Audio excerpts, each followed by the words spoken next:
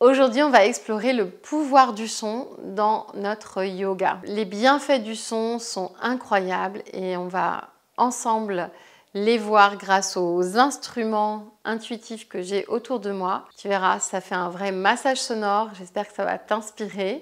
Avant cela, pense à t'abonner, pense à partager, à nous suivre aussi sur tous nos réseaux sociaux et à mettre des commentaires. J'y réponds toujours.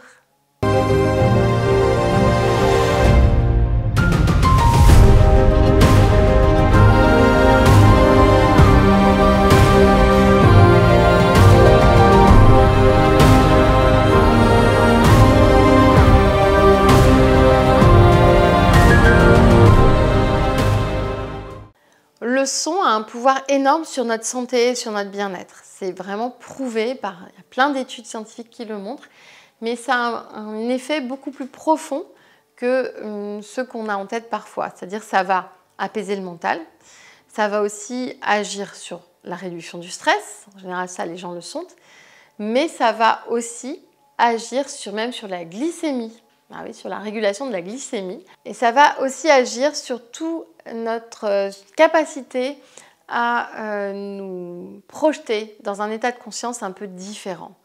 C'est-à-dire, ça va aider vraiment tout ce qui est méditation, tout ce qui est relaxation profonde. Et une fois qu'on a appris à atteindre ces états, on sent beaucoup mieux. Alors, sans plus tarder maintenant, je vais te présenter les instruments intuitifs. Donc je te renvoie aussi à ma vidéo sur les mystères du son Home, parce que ça, déjà notre voix, c'est notre premier instrument. Donc on peut bien sûr l'utiliser et cette vidéo te montre comment. Je te présente un bol himalayen, alors souvent appelé un bol tibétain, mais en fait ils ne sont pas forcément fabriqués au Tibet, il y en a qui viennent beaucoup du Népal aussi. Et c'est un alliage de métaux. Là je ne vais pas m'étendre sur la théorie, je vais surtout te faire écouter le son. Et je t'invite à fermer les yeux, je t'invite éventuellement à t'allonger si tu veux vraiment complètement profiter de ces sons différents.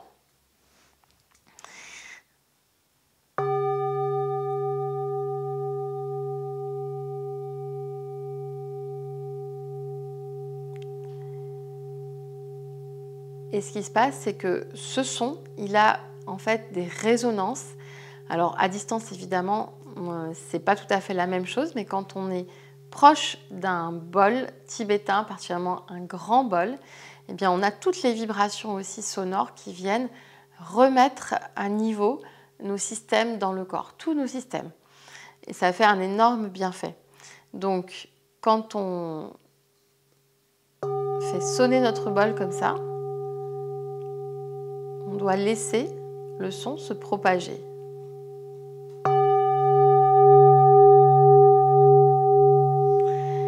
Et on peut aussi faire chanter les bols en appuyant comme ceci.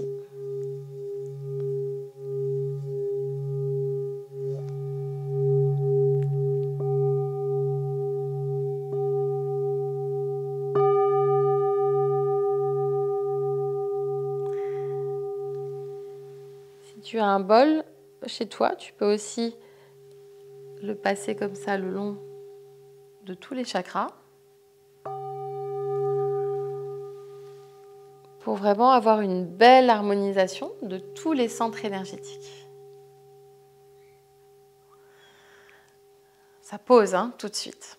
Donc voilà, ça c'est vraiment un exemple de bol. J'en ai aussi des plus grands.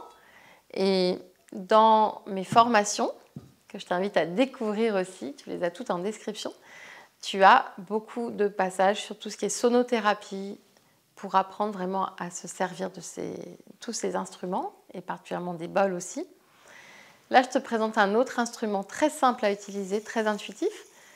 C'est le bâton de pluie. Donc, il suffit de le retourner.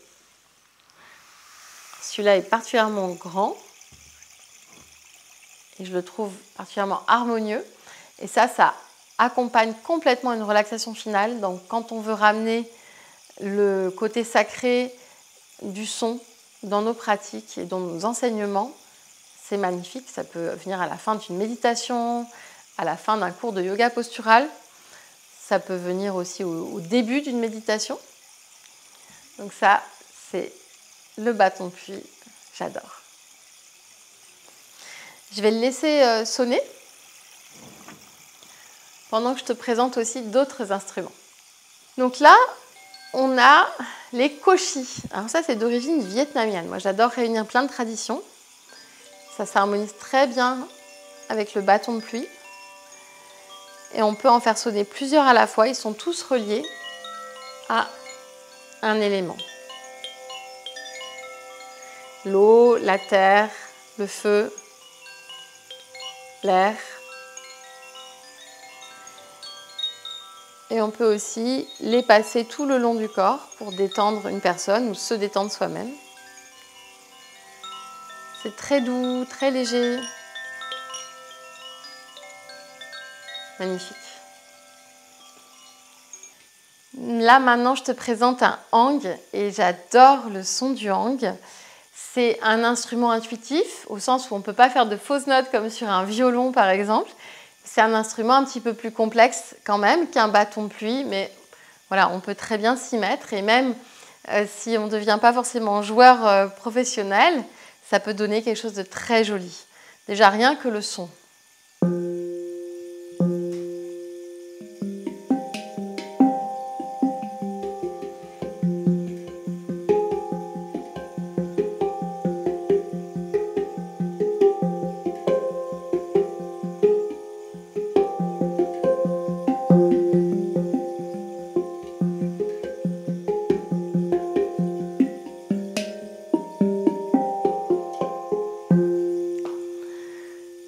Voilà, juste quelques secondes comme ça parce que c'est un instrument tellement incroyable. Et c'est vrai que j'ai toujours adoré ces sons qui viennent à la fois d'instruments très anciens comme des bâtons de pluie ou des bols himalayens ou des instruments plus actuels, plus modernes, mais qui sont inspirés toujours des sons d'instruments que tous nos ancêtres ont manipulés, tous nos ancêtres ont joué, des percussions, des flûtes, des tambours, comme ça. Donc, moi, ce que je voudrais te dire, c'est de te lancer. Si ça t'intéresse, tu vas te faire beaucoup de bien à toi. Si tu transmets le bien-être, que ce soit le yoga ou d'autres disciplines liées au bien-être, tu vas aussi faire beaucoup de bien à tes étudiants. Et je pense que tout le monde aime ça. Donc, ça, c'est une des choses dans le yoga du son, qui peut être transmissible facilement à tous tes amis et toute ta famille.